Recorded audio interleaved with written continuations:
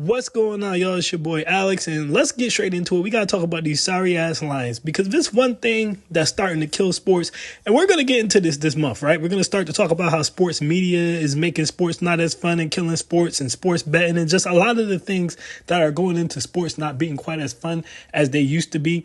But one of the things that sucks now in sports talk is narratives. Everyone makes up a narrative.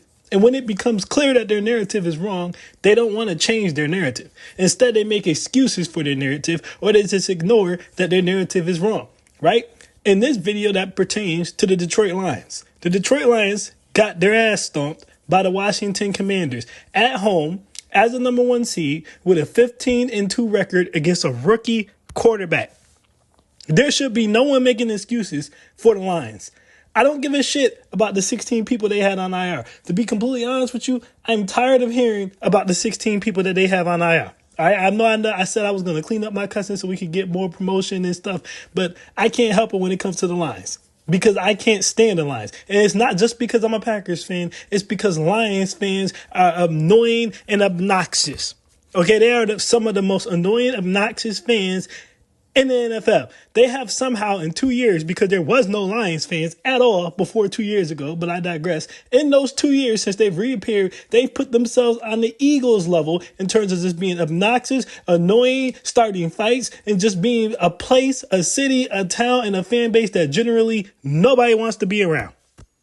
And they're even worse than I can't say they're worse than the Eagles, actually, because the Eagles only have one Super Bowl win that they just got. And you would have thought after the Eagles won a Super Bowl, maybe they'd be less arrogant and annoying and just a pain in the butt. But it changed nothing. They're still the same arrogant, annoying, and pains in the butts that they always were. So to think, well, maybe if the Lions actually win, they're so hungry that they'll calm down after they win. No, they won't. Detroit apparently has been waiting 50 years to be this level of asshole. And they just never got an opportunity until now. Unfortunately for them, it's going to all come crashing down after this season. But anyways, let me get off of my Detroit land and get back into this game.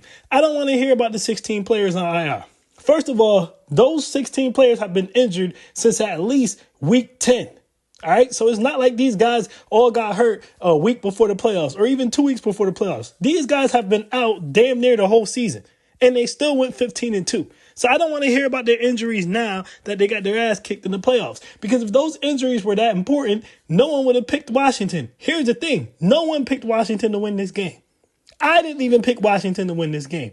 Even though I know the Lions defense is trash, I don't know why people started pretending it was good. The Lions defense has not been good consistently the last 2 years. They're not good. All they do is blitz, and they're front runners. So that if they can get in front of you, they can blitz, because you have to throw the ball to come back.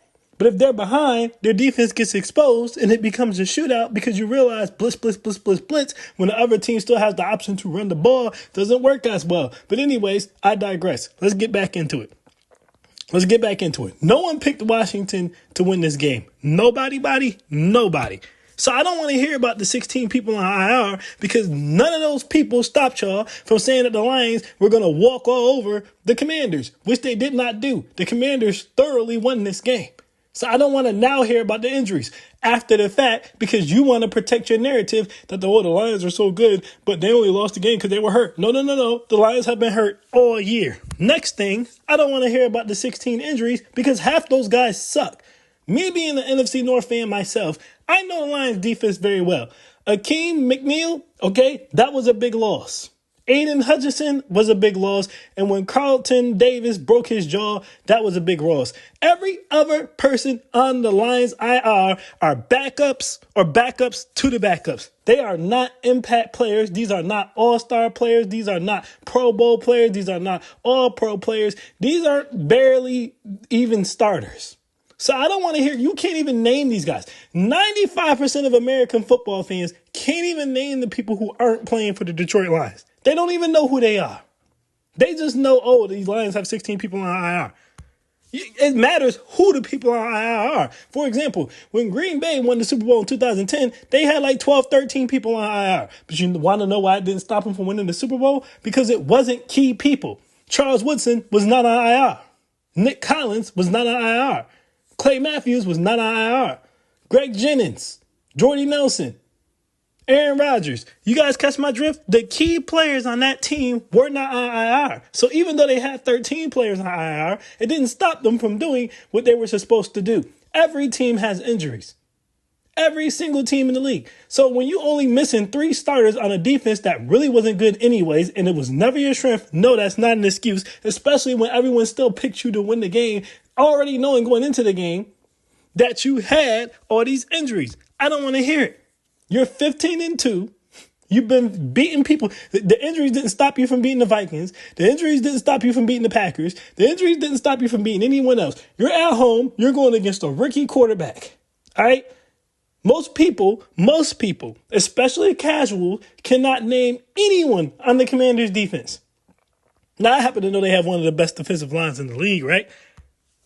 And I don't know about Lattimore because, you know what? I'll still give Lattimore his respect. Even though Mike Evans cooked them up, usually he wins that matchup. So I give Lattimore his respect. But my point is, the average football fan who is not a hardcore watcher of the game cannot name you 5 people on Washington's defense. They can't do it. So for your offense to go out there, turn the ball over as many times as they did. First of all, let's get back to Jared Goff. All right, I know I'm bouncing around a lot, but I just have a lot to say about these sorry-ass Lions. Because I'm tired of the narrative, Not everybody wants to run with the injury excuse. And the thing about the Lions is before this even happened, I knew that this was coming, right? I made a post a long time ago, way before the Lions even lost, where I told people, I said, listen, it's going to be the Eagles or the Packers representing the NFC. Unfortunately, they ran into each other week 1. The Packers got blitzed, so I already knew that the Eagles were going to the Super Bowl. Now, Jaden Daniels is special. He might be able to pull a rabbit out of his hat, maybe break that up, but I highly doubt it. The Eagles are going to the Super Bowl, and I said this a long time ago. All right? So I already knew the Lions were going to choke. The Vikings always choke. I don't know how people didn't see that coming, but I digress. And I told everyone the Lions were going to lose because their defense cannot make a stop. And eventually, their defense is going to have to make a stop, and they are not going to be able to make the stop when they need to do it. And what happened against the Commanders? They could not make the stop when they needed to do it. To win in the playoffs, you need to play mistake-free football. You need to have a great defense, and you need to be able to run the football. All right? Those are the 3 biggest keys. Unless you just have someone at the quarterback position who is transcendently special like Patrick Mahomes or like Jaden Daniels or Tom Brady or something like that, then you can get past not having another 3. Jared Goff is not transcendently special. As a matter of fact, the Rams knew we will never win a Super Bowl with Jared Goff at quarterback. That's why they got rid of his ass. They gave up everything saying if we can get at least good quarterback in here and not an average bum like Goff, we can win the Super Bowl. And what happened? They got Matthew Stafford in there, who's a good quarterback, a very good quarterback, honestly, and they won the Super Bowl. And the Lions are still fiddling around with Jared Goff winning regular season games and getting their ass kicked in the playoffs. So, look, they don't have that. So, for the Lions to win, they've got the running game, but they can't stop making turnovers because Goff is a turnover machine, and they don't play defense. And until they fix those 2 problems, you can't go into the playoffs thinking you're going to outscore everyone. I've been told people this. This is what would be the Lions' demise. I said this a long time ago. You cannot go into the playoffs thinking you're going to outscore everyone. And again, I don't want to hear about the injuries because even before those injuries happened, the Lions still had a we're going to outscore you mentality. So it does not matter. That's just the way they're built. Then they have an idiot head coach. An idiot head coach who doesn't understand when to go for it and when to just take points. Which that trickles down to his staff. Now you see goofy shit like Ben Johnson. Look, by the way, I do like Ben Johnson. He's going to be a head coach. He deserves it. I think he'll do good work somewhere. But why in the world would you call a reverse pop pass when you're losing the game to have Jamison Williams throw the ball? Now, granted, Jamison Williams should have just pulled the ball down and just ran because it wasn't there. But why even put him in a situation like that when you're losing anyway? This happens when you have a team that's used to being too cute. This happens when you have a team that has a mentality that they have to score every single drive. Now, I've been saying consistently this entire video that the Lions defense sucks anyway. So I want you guys to understand the mentality of we have to go for it on fourth down every single time comes from knowing that your defense is trash. If you thought that your defense could do anything, why would you feel like you had to go for it every single fourth down? Because you know your defense can't do anything. That's why you feel like you have to go for it every fourth down. So even the Lions know that their defense is trash. And they've been like this since last year. AKA, those injuries don't matter. The only player who they have this year that they didn't have last year that's actually injured pretty much is Carlton Davis. You could argue Tyrion Arnold, but he was out there, so it doesn't matter. It doesn't matter. And they sucked last year. So really, what's the difference? But anyways, getting back to it. They make stupid play calls. They take dumb risks. And a lot of that comes from the fact that they know they can't play defense. That's where it comes from. They don't think they can stop anyone. So they always constantly go for it. And Washington played that same game with them. And they won that game because Washington's defense, when it needed to make a stop, it could make the stop. The Lions could not. And they couldn't do that even before they had all of these injuries. So I don't want to hear the injury excuse. I really don't. Like, it's like everybody's trying to give a pass. Then you have the Lions fans running around here and, people should just want to see us be happy. We've been so long since we have a good team. It's been so long since we had a good team. Well, maybe people would be happy for you if you weren't arrogant assholes. If you weren't stomping people out at games. If you didn't talk so much crap. I mean, it'd be one thing. Listen, the Lions talk crap to the level of teams that are like historically powerhouse NFL franchises. This is the same reason no one likes Eagles fans. Because not only do they start fights all the time, but they talk a level of crap that doesn't make sense for what they actually produce on the field. But hell, even they produce more than the sorry-ass Lions, who have never even been to a Super Bowl, let alone win one. But when you run into a Steelers fan and they're arrogant and cocky, well, I mean, damn, they're the Steelers. So to an extent, it makes sense. They've had 2 dynasties. If you run into a Packers fan and they're cocky, well, they have 4 Super Bowls. They've had a dynasty. The damn trophy is named after their coach. When Cowboys fans are cocky, right? They've had 2 dynasties. The 49ers. You guys get what I'm saying? The Patriots. The Chiefs now. Right? I can understand why these teams might be cocky. They've had dynasties. The Lions have done absolutely nothing. The Lions should be a humble fan base. That doesn't mean you can't have friendly trash talk. But to be stomping on people's heads and talking crazy out your neck to the extent that the Lions do is insane when you've done absolutely nothing. The Lions have effectively ruined all the goodwill people have for them. It's gone now. Everybody's like, hey, screw you. You guys are assholes. And I didn't want to use the injury excuse. So, yeah, that's just me. I don't want to hear the injury excuse with the Lions, okay? The Lions have fatal flaws, and that fatal flaw was their defense. That's why they spent all their free agency money. That's why they spent all their draft picks on that defense. They already knew it wasn't good, and it wasn't good before the injuries happened. And the injuries are not an excuse for them losing to the Commanders because, again, if you guys thought those injuries had hurt them that much, then you would have picked the Commanders to win the game, which none of you did. So, quite frankly, I don't want to hear it. The Lions are choke artists. They're the biggest chokes of this season. Their fans are arrogant assholes, and they deserve to lose this game. And guess what, Cucks? I'm on Ross St. Brown and his Cisco-looking ass. You guys are all going down because your coordinators are about to leave. So it doesn't get better for you, Lions fans. It doesn't get better for you and Cisco. Cisco on his podcast running his damn mouth. Running his mouth all the time. No one wants to hear what Cisco has to say.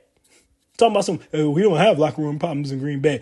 Yeah, you know whatever problems you don't have in Detroit? Winning. You don't have winning problems in Detroit because you never won anything. But yeah, Cisco running his mouth on his goddamn podcast. Listen, Ben Johnson's out of there. Aaron Glenn is out of there. I don't know why Aaron Glenn is out of there. I also want to throw this out here really quick. Whatever team is dumb enough to hire Aaron Glenn to be their head coach, they won't be going anywhere fast because Aaron Glenn can't coach a defense to save his life. And everybody wants to say, oh, he did such a great job, with all these people on IR. No, he didn't. All he did was blitz, and he happened to get lucky with it. That defense, they've given up 28, 30-something points several times throughout the year. They've never been a dominant force. Now, Aaron Glenn is serviceable as a coordinator if you already have a good team, but he's nowhere near a good enough defensive guru for you to just be like, I'm going to give you my whole team because I know you can build me a defense that can win a championship. He's done nothing to prove he can build a defense that can win a championship, but whatever. Ben Johnson has at least shown you I can build an offense that can lead the league. Aaron Glenn hasn't built a defense that can lead the league. His defense has been suspect since he's been there. But I digress on that one. Anyways, man, Cisco and the Lions, their little run, it's over. They're done. I don't want to hear about them no more. He could dye his hair blue. He could dye it green. He could dye it purple. I don't really care. I don't want to hear about him anymore. I don't want to hear about the injuries anymore. The Lions are not that good. And quite frankly, if they do lose Ben Johnson and Aaron Glenn, this little run that they're on is going to be over as soon as it started. Everyone else in the division has a young quarterback, but the Lions. The Lions have a 30-something-year-old quarterback, and they're about to have to play all those first-round draft picks. Penal Sewell is going to have to get paid. Jahmyr Gibbs is going to have to get paid. All right? You guys understand these things? Jameson Williams is going to have to get paid. Aiden Hutchinson is going to have to get paid. You're not going to be able to pay all these guys. Sam Laporte is going to have to get paid. You're already losing coordinators. So this was your best shot to win, honestly, right now. Jared Goff's already 30 plus. This was your best shot to win right now, and you blew it.